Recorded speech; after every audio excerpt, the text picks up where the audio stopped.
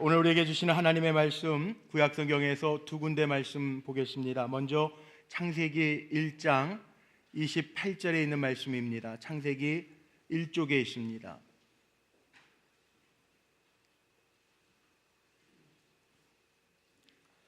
창세기 1장 28절 말씀 다 찾으셔서 우리 한 목소리로 합독하겠습니다.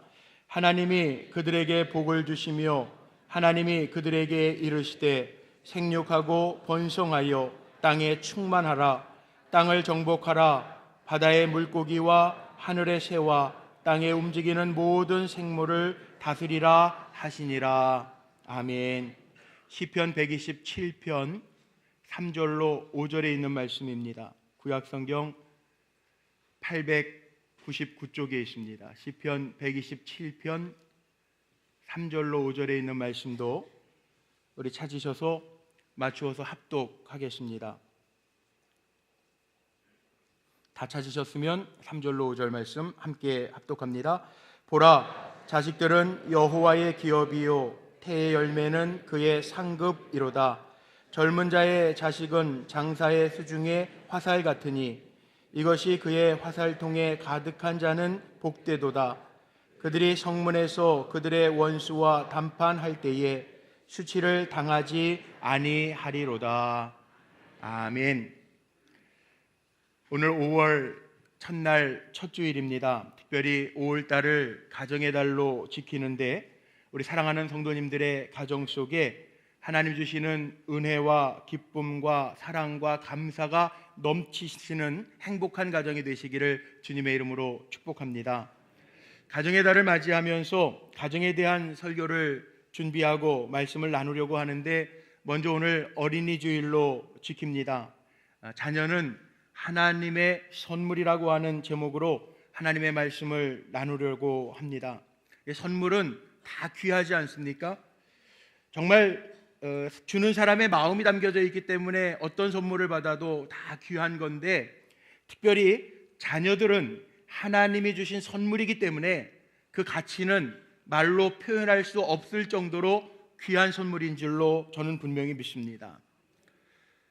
하지만 오늘 어린이주일 맞이하면서 제목을 정하면서 제 마음속에는 이런 또 고민도 되더라고요. 담임 목사이기 때문에 우리 교회에도 자녀를 얻기 위해서 하나님의 선물인 자녀를 얻기 위해서 기도하는 가정들이 있어요. 몇 년째 자녀를 얻기 위해서 기도하는 가정들이 있는데 마음에 좀 걸리더라고요. 그래도 제가 이렇게 축복하고 기도하고 싶습니다. 하나님께서 태의 문을 여셔서 내년 이맘때에는 하나님이 나에게 주신 선물입니다. 그리고 자녀를 안고 예배하는 시간이 오리라 믿습니다. 60 넘으신 고사님들 다 아멘 크게 하셨는데 이거 제가 놀랐어요. 이거 다 아이들 안고 오시면은 아브라함과 사라처럼 정작 아멘 해야 될 분들은 조그맣게 아멘 하셨는데 제가 지금 굉장히 당황했습니다. 축복하는 마음으로 아멘 하신 거죠? 꼭 그렇게 되리라 믿고. 제 눈에 지금 그런 분들이 계세요. 우리 교회 아이를 얻기 위해서 기도하시는 가정들이 있고요. 수년째 기도하시는 분들도 계세요. 그런데 말씀 준비하면서 하나님 자녀는 하나님 주신 선물이라고 그랬는데 제목을 이렇게 정하고 나니까 그럼 난 선물 아직 못 받았는데 그렇게 생각하실까 봐 많이 염려가 돼서 제가 더 축복하고 싶은 것은 하나님이 태의 열매를 맺게 하셔서 정말 간절히 제가 그렇게 기도하려고 그래요. 하나님의 주시는 선물이라면 기도하는 가정에 하나님 선물 꼭 주세요. 그렇게 기도할게요. 믿음 가지고 하나님 바라보면서 하나님의 선물을 허락받는 귀한 가정들이 되시기를 바랍니다. 5월달 가정의 달 설교 주제를 정하면서도 요즘에 응답하라 1988 이런 얘기들 많이 하는데 제가 응답하라 홈 스위트 홈이라고 하는 주제를 정하면서 서양 사람들이 이런 표현을 많이 씁니다. 홈 스위트 홈이라고 하는 말은 어디 여행을 갔다 오거나 아니면 하루에 고된 일을 마치고 집으로 돌아오면서 서양 사람들이 보통 그렇게 고백하죠. 집이 최고야. 그런 표현을 할 때 스윗 홈이라고 하는 말을 많이 씁니다. 지난 주간에 우리 어르신들, 우리 일남선교회, 이남선교회, 또 우리 1,2여선교회, 우리 지역장님들도 다 지난 주간에 한 주간 나들이를 갔다 오셨어요. 봄 나들이를 다녀오셨는데 아무리 좋은데 꽃 구경도 갔다 오시고 좋은데 갔다 오셨어도 집에 오시면 하시는 말씀이 있죠. 집이 최고야 그러시더라고요. 우리 지역장님들도 지난 화요일 날 춘천에 가서 춘천 화목원에 가서 꽃 구경을 하고 왔는데, 지역장님들 여기 실컷 점심 잘 먹이고 꽃 구경 잘하고 왔는데 교회 앞에 오니까 뭐라 그러는지 아세요? 교회 앞에 핀 꽃들 보면서 역시 우리 교회 앞에 최고야 그러시더라고요. 다음부터 안 갈까 봐요. 어쨌든 우리 군 생활하신 남자분들도 다 아실 거고요. 또 출장 다녀오신 가장들도 다 경험하실 거예요. 여행지 아무리 좋아도 정말 살다 보면 집이 최고잖아요. 집이 최고인데 특별히 우리가 한번 이 가정의 달, 부모님도 생각하고 자녀들도 생각하고 나의 반쪽인 부부도 생각하고 우리 가정을 한번 돌이켜보면서 하나님이 뜻이 있어서 가정을 만들어 주셨는데 하나님의 설계대로 복된 가정이 되어지는 그 은혜가 우리 불꽃교회 성도님들의 가정에 차고 넘치시기를 주님의 이름으로 축복합니다. 오늘 어린이 주일이라 먼저 우리들의 자녀들을 좀 생각해 보려고 합니다. 요즘에 뉴스 보도 사건을 종종 접하면서 요즘에 자녀 학대에 대한 문제 때문에 우리가 마음이 참 많이 답답하기도 하고 아프기도 했습니다. 근데 자녀라고 하는 것은 아무리 100번을 생각해 봐도 정말 귀하고 귀한 게 자녀인 것 같아요. 말씀을 준비하면서 제가 곰곰이 한번 묵상을 해봤습니다. 왜 자녀가 우리에게 귀할까? 자녀가, 아이들 다 귀하고 예쁘고 아름답죠. 자녀가 왜 우리에게 귀할까? 여러 가지로 제가 생각을 해봤는데 가장 먼저는요, 생물학적으로 볼 때 자녀는요, 좀 세상적인 말인지 모르지만 내 새끼니까 귀한 거예요. 내 피가 흐르고 있으니까 더 귀하더라고요. 할머니들이 자기 손주들 보면서 내 강아지 내 강아지 그러세요. 내 피가 흐르는 귀한 손주들이니까 내 강아지 그러는데, 우리 교회도 한 아이가요, 할머니 원사님 내 강아지 나 강아지 아니야 그러더라고요. 누구야 그랬더니 나 공주야 그러더라고요. 그런데 이 참 피가 물보다 진하다고, 내 자식이니까 더 귀한 것 같아요. 내 피가 흐르고 있으니까 귀한 것 같아요. 생물학적으로 보면 나를 닮은 게 내 자식밖에 없더라고요. 제가 다른 사람들 사진 준비하면 초상권 침해가 될 것 같아서 우리 목사님들과 자식들을 제가 연결을 지어봤어요. 그래서 보시는 사진 보면 이거 헝클어뜨려 놔도요 다 찾을 수 있겠죠. 이 사진을 이렇게 목사님들 다 아들들이 하나씩 있는데 이거 이렇게 막 헝클어뜨려도 찾으라고 그러면 누구든지 찾을 수 있겠죠. 다 정말 신기하더라고요. 똑같아요. 가르쳐주지 않아도 목소리도 닮고요, 생긴 것도 닮고요, 하는 행동도 비슷하더라고요. 그래서 귀한 것 같아요. 우리 솔직하게 얘기하면 자녀가 귀한 거면 남의 자녀도 귀하지만 내 자녀가 더 귀한 거는요, 나를 닮은 게 걔밖에 없거든요. 그래서 귀한 것 같아요. 두 번째는 자녀들이 귀한 걸 보면 이 관계적인 측면으로 볼 때 한 남자와 여자가 만나서 결혼해서 가정을 이루고 나서 그 사랑의 결실로서 자녀들이 태어나는데, 제가 보니까 그래요. 자녀를 가정의 화초라고 이야기하더라고요. 그래서 온통 부부가 사랑하면서 화초에 물 주듯이 잘 불면 날아갈까 막 다루면 깨질까 그렇게 길러가더라고요. 관계를 소중하게 여기면서 그 안에서 살기 때문에 자녀가 귀한 것 같아요. 또 역사적인 견해로 보면 이런 것도 있죠. 내 가문을, 우리의 가문을 이어가는 자손이기 때문에 요즘에 여자분들이 사회적인 진출, 사회적인 일들을 많이 하고, 또 우리나라 같은 경우에 우리 젊은 세대들이 좀 마음이 좀 아픈 현실인데, N포 시대라고 그러잖아요. 요즘에 포기하는 게 너무 많은데 결혼도 포기하고 자녀도 포기한다. 그래서 자녀 낳는 것도 포기하면서 삽니다.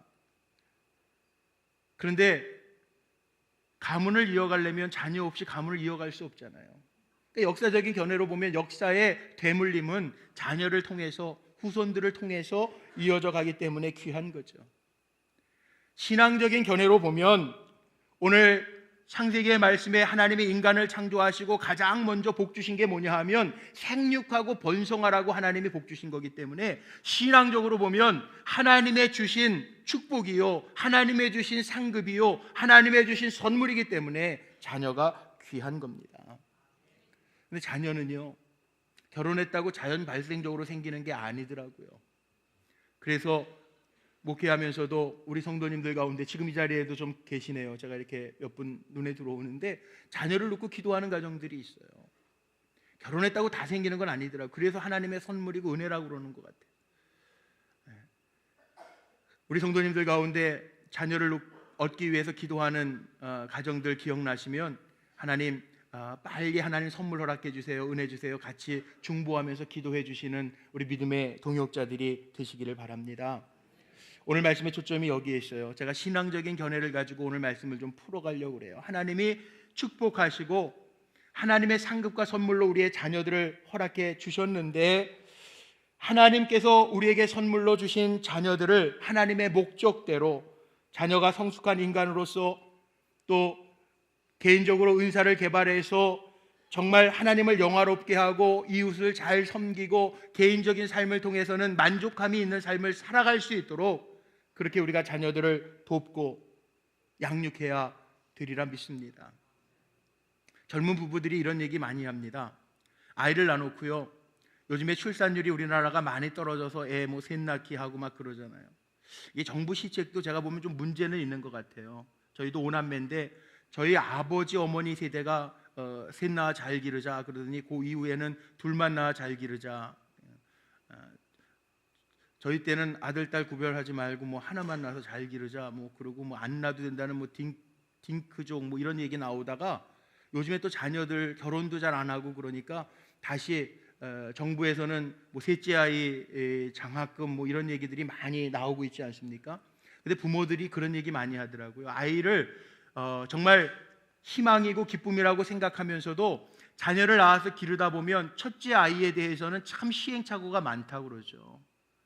어렵죠. 둘째 아이를 기르면서도 조금 뭐 수월하기는 하지만, 덜 긴장하고 기르기는 하지만, 그래도 자녀를 기르면서 우리가 늘 느끼는 것은 관심과 노력을 기울이지 아니하면 자녀는 절대로 거저 자라지 않는다라는 이야기를 많이 해요. 또 관심과 노력을 기울이라고 이야기하면 관심과 노력을 너무 기울여서 부모들이 아주 자식을 집착하면서 살 때가 얼마나 많은지 모르죠. 요즘에 우스갯말로 이런 얘기들 많이 합니다. 똑똑하고 잘난 아들은 모르세요? 똑똑하고 잘난 아들은 나라의 아들이요. 어떻게 아시네요. 돈 잘 버는 아들은 장모의 아들이에요. 해외에 나가 있으면 해외 동포요. 카드빚 많고 백수는 내 아들이. 다 아시네요. 그러니까 제가 담임 목사로 간곡하게 부탁드리는데, 며느리의 남편이 또 장모의 사위가 내 아들이라고 착각하지 말고 사십시오. 집착하고 기대하면 나중에 실망도 큽니다. 근데 하나님이 가정을 창조하셨는데요, 가정을 창조하시고 나서 부모와 자녀 간의 관계를 만드시고 그 관계를 세워가시는 분이 하나님이시라는 거죠. 인간이 어떤 존재인가 하면 창세기 1장 27절 말씀에 보면 인간은 하나님의 형상대로 지음받은 존재예요. 귀한 존재예요. 우리에게는 하나님의 형상이 있습니다. 그리고 시편 139편의 말씀에 보면 다윗이 이런 고백도 합니다. 내가 주께 감사하옴은 나를 지으심이 심히 기묘하심이라. 기이하고 묘하다라는 거예요. 하나님 정말 사람을 기이하고 묘하게 만들어 놓으셨어요. 새아기 축복할 때도 보면요, 와, 생명체가 정말 신기해요. 그 조그만 아기 속에도요, 손가락도 있고 손톱도 있고 다 있더라고요. 정말 신기하게 하나님 만들어 놓으셨어요. 그런데 하나님이 이렇게 사람을 만들어 놓으시고 인간에게 가장 먼저 하신 축복이 뭐냐 하면 생육하고 번성하라는 거예요. 우리에게 주신 자녀는요, 하나님의 명령과 약속을 따라 생육하고 번성하기 위해서 주신 하나님의 선물이니 그게 얼마나 귀합니까? 그러나 하나님이 주신 선물 자녀가 내 소유물이 아니라 하나님이 나에게 양육하라고 맡겨놓으신 기업임을 기억하며 잘 양육할 수 있게 되시기를 바랍니다. 그래서 하나님의 선물로 기업으로 우리에게 허락하신 자녀들이기 때문에 부모로서 꼭 우리가 감당해야 할 사명과 책임이 우리에게 있습니다. 오늘 그 말씀을 좀 나누고 싶어요. 어떤 책임과 사명이 우리에게 있는가?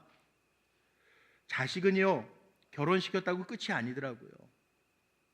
그러니까 우리 부모님들, 연세 많으신 부모님들도 계신데 자녀들을 보면서 가장 먼저 우리가 가져야 할 사명과 책임이 뭐냐 하면 자녀들을 잘 사랑하고 양육하는 게 부모의 책임이라는 거예요. 사랑이라고 하는 게 이게 특성이 내리사랑의 특성이 있습니다.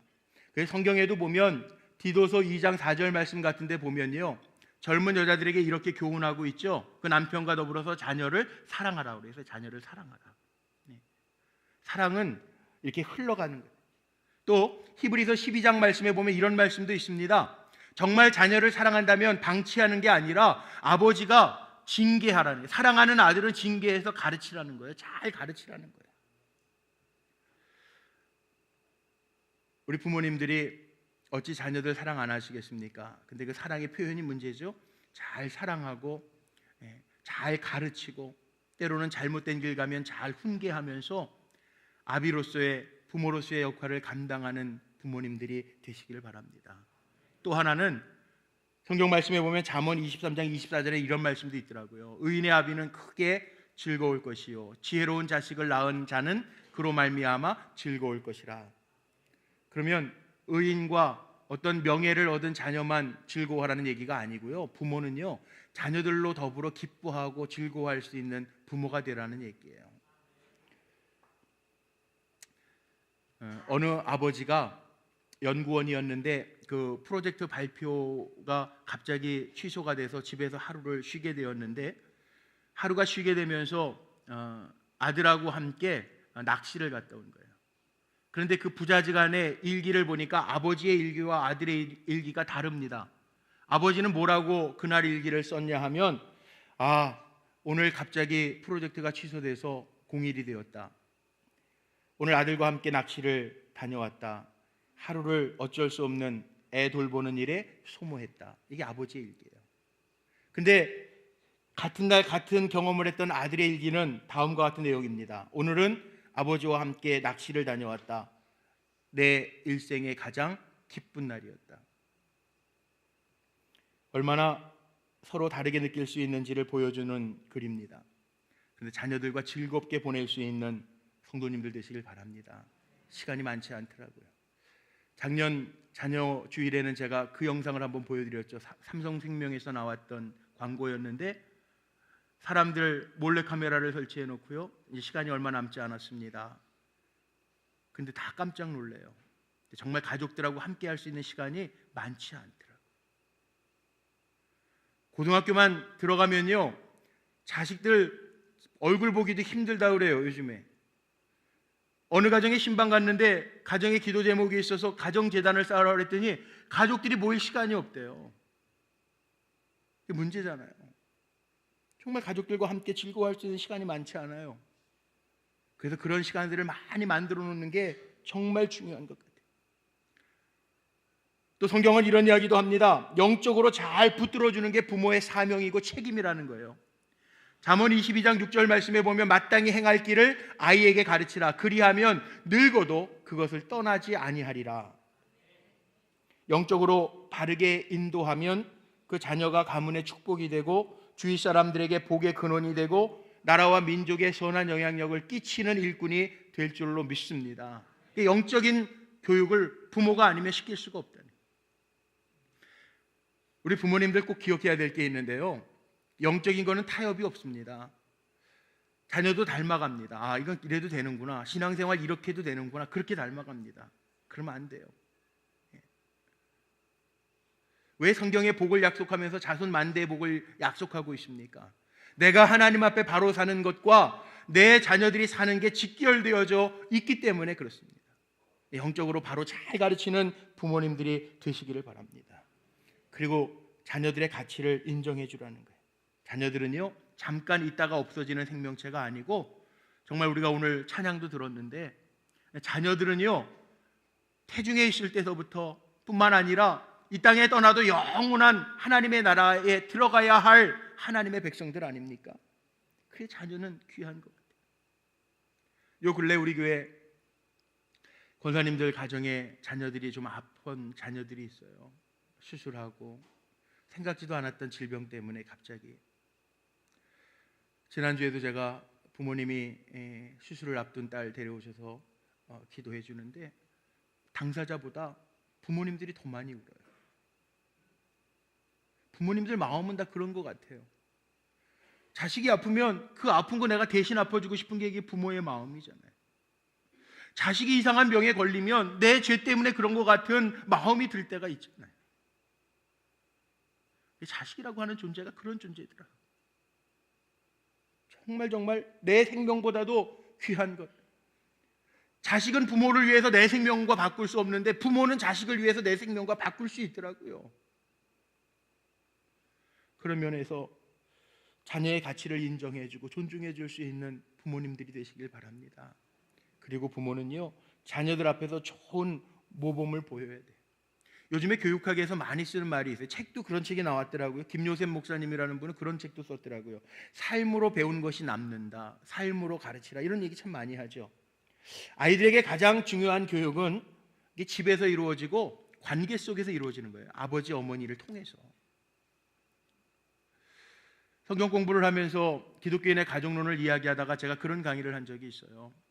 한 어린아이가요, 아빠가 운전하고 가는 차를 타고 가다가 이 아빠가 운전하면서 계속 욕하는 거야. 저 자식은 깜빡이도 안 켜고 저렇게 들어와. 막 그렇게 욕하는 거예요. 그 옆에서 보고 있던 아들이 뭐라 그러냐 하면, 아빠가 욕하는 거 듣지도 못하는데 왜 아빠가 그렇게 욕해? 아빠 마음만 상하게 해? 그 얘기를 하더라는 거예요. 정신이 바짝 나더래요.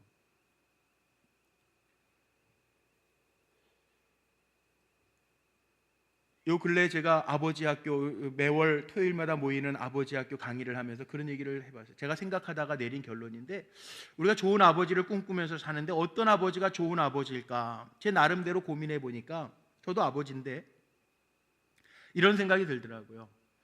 아들과 딸한테요, 아들에게 야, 아빠와 같은 남자가 되라, 그렇게 얘기할 수 있는 아버지면 좋은 아버지 아닐까요?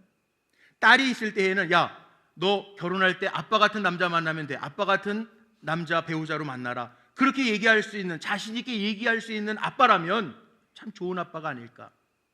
근데 이게 쉽지는 않더라고요. 정말 쉽진 않아요. 그래서 우리가 하나님 앞에 더 겸손하고 경건한 부모가 되어야 되겠다라고 하는 다짐을 갖습니다. 자녀들에게 질문을 했는데, 자녀들의 입장에서는 어떤 부모가 좋은 부모라고 생각하느냐, 자녀에게 질문을 했더니 1위가요, 사랑을 많이 공급해 주는 부모라는 거예요. 두 번째가 자기의 모습 그대로 받아주고 인정해 주는 부모가 좋은 부모라고 생각하고 있다는 거예요. 아이들이 사랑이라고 하는 개념을 어디에서 배우냐 하면, 가정 안에서 두 가지 관계를 통해서 사랑의 개념을 배우게 된다는 겁니다. 첫째는 아이들이 볼 때 아빠하고 엄마하고 어떤 관계를 유지하면서 지내느냐를 통해서 사랑을 배우게 되고, 부모가 자기를 대하는 것을 통해서 사랑을 알게 된다는 거예요. 성경에서 말하는 사랑은요, 요즘 흔히 TV를 틀면 세상의 가수들이 불러대는 사랑의 내용과는 다릅니다. 우리가 잘 아는 것처럼 고린도전서 13장을 사랑장이라고 이야기하는데, 사랑장에 보면 사랑은 온유하고 시기하지 아니하고 오래 참는 것, 돌봐주는 게 사랑이라는 거잖아요. 자녀들이 원하는 것, 자녀들과 통할 수 있는 사랑이 그런 사랑이라는 거죠. 자녀들의 관심은요, 아빠가 어떤 직위에 있는지 그건 상관없어요. 아빠가 어느 공무원의 높은 자리에 있든지 회사 기업의 총수든지 그거 상관없다고요. 아빠는 아빠인 거죠. 우리 권사님 중에 한 분도 제가 신방을 갔는데요, 아들하고 문자 보내고 얘기했던 것들 들으면서요, 아, 이게 좋은 아빠구나. 아이가 연애하면서도 여자친구 만나고 했던 일들, 되었던 일들도 아빠한테 얘기할 수 있는, 그 좀 좋은 아빠인 것 같아요. 자녀라는 게 다 그렇더라고요, 정말. 요즘의 자녀들도 더 그렇잖아요. 저도 아이가 물론 해외에 떨어져 있기는 하지만 얘 멀리 있으니까 통제도 안 돼. 뭐 하는지도 잘 모르겠어요. 근데 가끔 가다가 제가 염려해서 야, 시험 준비 잘 되냐, 졸업 준비 잘 되냐, 뭐 이렇게 물어보면요, 그러면서 정신 차리고 공부 열심히 해라, 딴짓하지 마라, 뭐 이러면요, 문자를 보내놓으면 그 다음부터 한 2주 동안은 연락도 없어요. 그런데 아빠가 카톡으로 문자를 보내면서 야, 기도하고 있어, 걱정하지 마, 하나님이 준비하시고 예비하실 거야, 아빠가 축복하며 기도한다. 그러면요 1초도 안 돼가지고 이모티콘 보내요. 이게 자식이더라고요. 이게 자식이에요. 이게 자식이에요. 자녀는요, 뭐 어쩌겠어요.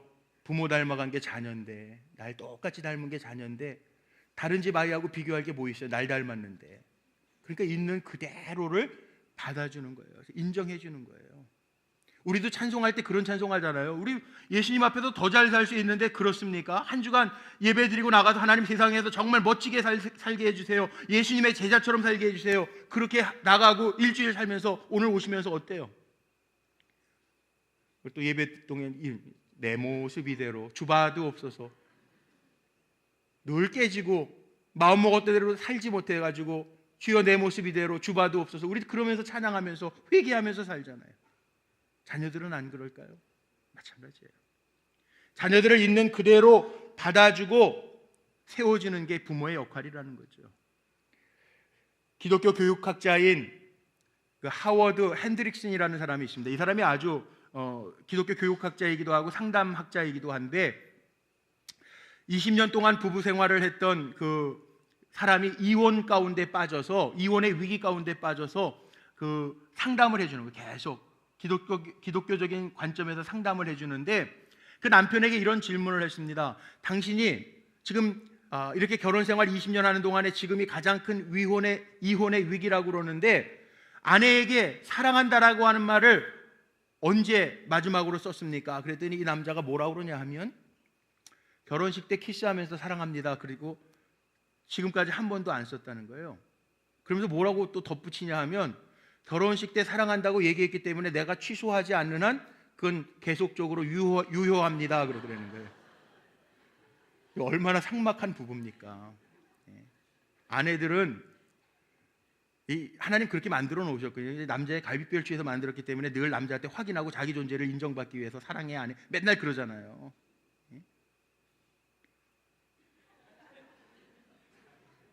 여기서도 그러시나 본데.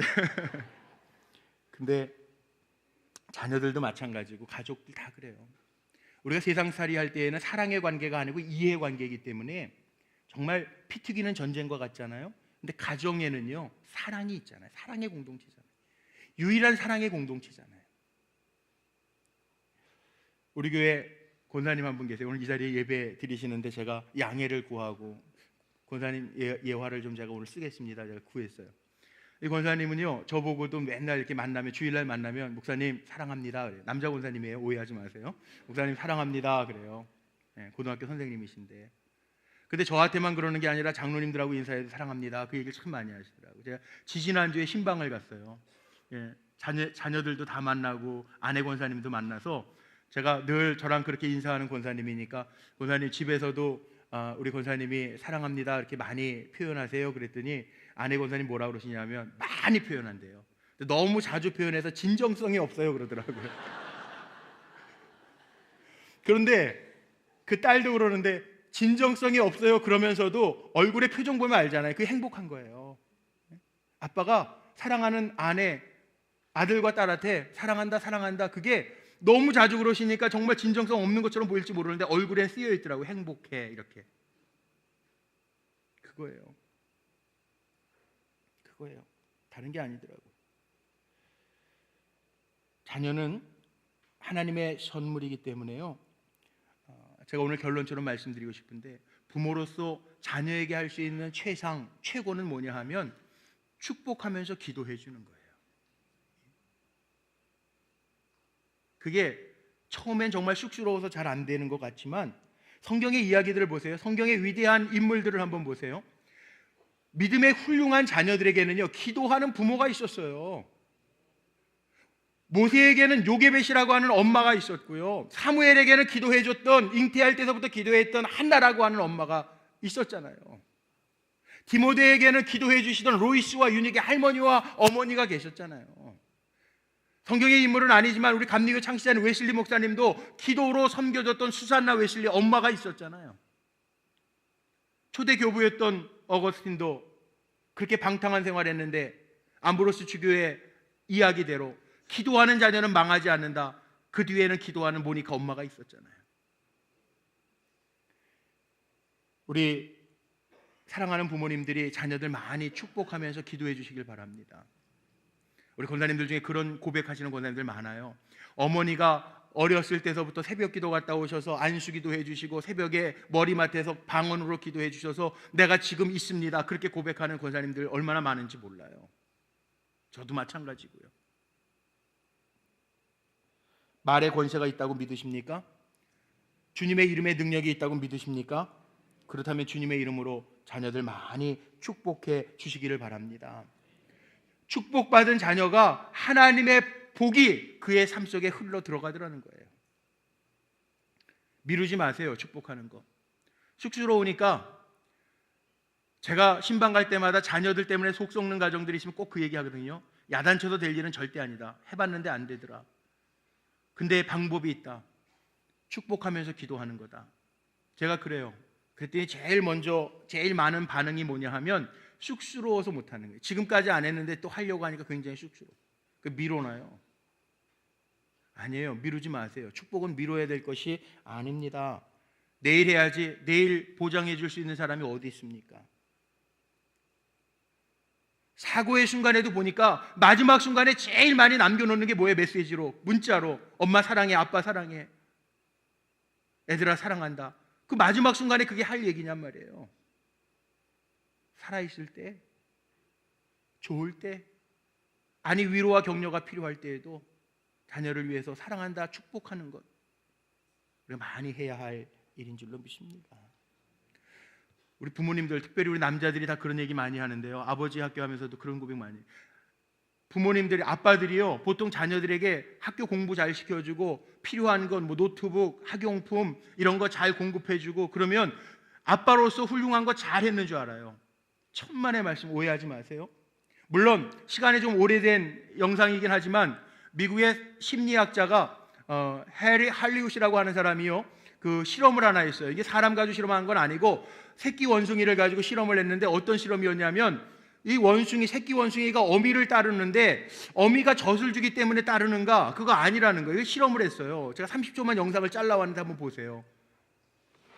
Watch. He's going to the wire mother. He's got to eat to live.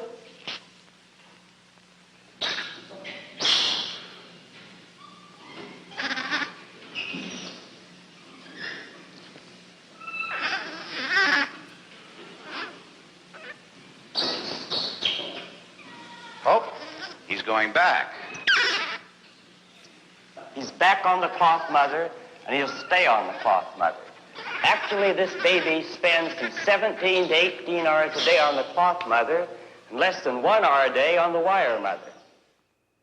네, 이 실험이 뭐냐 하면 그 원숭이 모양을 가진 인형을 만들었는데 하나는 철사로 만들어서 젖병을 얹어놨고요, 하나는 헌겁으로 따뜻하게 감싸놓은 어머니 원숭이 모형을 해놨는데, 물론 사람의 실험은 아니었지만 이 새끼 원숭이가 어미를 따르는 이유가 젖을 주기 때문에 따르는가 아니면 푸근하기 때문에 따르는가, 이 실험을 한 거예요. 그런데 배고픈 원숭이를, 새끼 원숭이를 풀어놨을 때 가장 먼저 하는 거는 기본적으로 젖을 빱니다. 그런데 그 원숭이가 젖만 빨고 나머지 대부분의 시간은 따뜻함을 주는 헌겁으로 감싸놓은 원숭이 곁에 있더라는 거예요. 이 얘기는요, 우리 부모님들이 잘 생각해야 될 것 중에 하나인데, 내가 자녀에게 필요한 것을 공급했다고 할 일을 다 했다고 생각하면 오해라는 거죠. 가정 안에는 부모를 통해서는 뭘 배워야 돼? 따뜻함을 배워야 되는, 푸근함을 배워야 된다는 거예요. 야베스 기도의 저자였던 브루스 윌킨슨이요, 현대인들의 부모에게 경고성 메시지를 줬어요. 어떤 메시지였냐면 현대 부모들의 자녀 교육에 위험한 유형들이 있다는 거예요. 7가지를 이야기하는데 여기 우리 한국 부모님들이 많이 걸리죠. 첫 번째가 뭐냐면 알아서 크겠지. 아니라는 거예요. 절대 자녀는 알아서 크지 않습니다. 방치해두면 성장하지 않습니다. 부모의 관심과 노력과 정성이 필요합니다. 두 번째 부모의 유형은 잘 부탁드립니다. 이게 무슨 유형이냐면 관리자 입장에서 자녀를 유치원, 학교 선생님, 교회 학교 선생님 거기에 보내놓고 잘 부탁드립니다. 아니에요. 그것도 아니라는 거예요. 뭐든지 최고 해주는 거, 유모차도 요즘에는 몇백만 원짜리가 있다는데 뭐든지 자녀에게 최고 해주면 좋은 부모인 줄 알아요. 가방도 좋은 거, 노트북도 좋은 거, 그럼 최고인 줄 알아요. 아니라는 거예요. 어떤 부모는 미안하다, 너무 바빠서, 요즘에 정말 대기업 다니시는 분들은 그런 얘기도 해요. 가정 포기하지 않으면 제가 이 자리까지 왔겠습니까? 그런 얘기도 많이 해요. 그런데 자녀에게는 큰 문제가 있다는 거죠. 왜? 자녀 안에는요, 내가 아빠, 엄마의 삶 속에 우선순위에서 밀렸다라고 하는 자괴감이 생긴다는 거예요. 다섯 번째 유형은 이 군대식으로 명령하는 부모들이 있죠. 아빠가 하려면 해. 이거 안 된다는 거예요. 여섯 번째는 이게 요즘에 우리 젊은 엄마들이 이 일을 많이 하죠. 픽업 인생이라고 그러는데 자식을 학교 갔다 오면은 학원 번갈아 가면서 이렇게 돌아가면서 이렇게 하는 거예요. 데려다주고 데려오고 하는. 픽업 인생으로 끝나는 거예요. 수송만을 책임져주는 운전기사가 돼서. 또 신앙이 좋은 부모님들이 혹시 오류에 빠질 수 있는 게 있는데 교회에서 살아라. 교회에서 지내면 하나님이 다 책임져 주시겠지. 아니, 하나님이 책임져 주시는 부분이 있지만 하나님이 주신 선물이고 기업이기 때문에 자녀는 부모가 감당해야 할 몫이 있어요. 그게 뭡니까? 그게 축복이고 접촉입니다. 저는 그래서 부모님들에게 꼭 결론적으로 이렇게 얘기합니다. 자녀들 안수기도 해줘요. 커서도요, 마찬가지입니다. 결혼한 자녀들에게도요, 자녀들이 내 마음대로 안 된다고 그러지 마시고 명절 때나 아니면 부모님 찾아뵈러 왔을 때 결혼한 자녀들의 가정도 우리 부모님들에게는요, 하나님이 주신 축복권이 있어요. 축복하면서 기도해 주십시오. 저들의 마음이 하나님을 생각하는 마음이 될 줄로 믿습니다. 어린아이들, 저는 교회에서 이렇게 설교 마치고도 다니다가 보면 아이들이 있으면 될 수 있으면 머리에다 손 한 번씩 얹고 지나가려고 그래요. 왜냐하면 성경적으로 그렇더라고요. 아브라함이 이삭을 손 얹어 축복하고요, 이삭도 야곱을 손 얹어서 축복하고요, 야곱도 자기의 12자손들을 다 손 얹어서 축복하잖아요. 적어도 우리 부모님 마음속엔 이런 마음이 있어야 돼요. 자녀들 하나님이 나에게 주신 기업이고 축복인데 내가 손 얹어서 축복하여 하나님의 주시는 복이 자녀들의 삶 속에 흘러들어가게 하겠다라고 하는 다짐이 있을 때 그의 삶이 복될 줄로 믿습니다. 말씀 마칠게요. 오늘 다른 거 다 잊어버리셔도요, 3가지만 기억하십시오.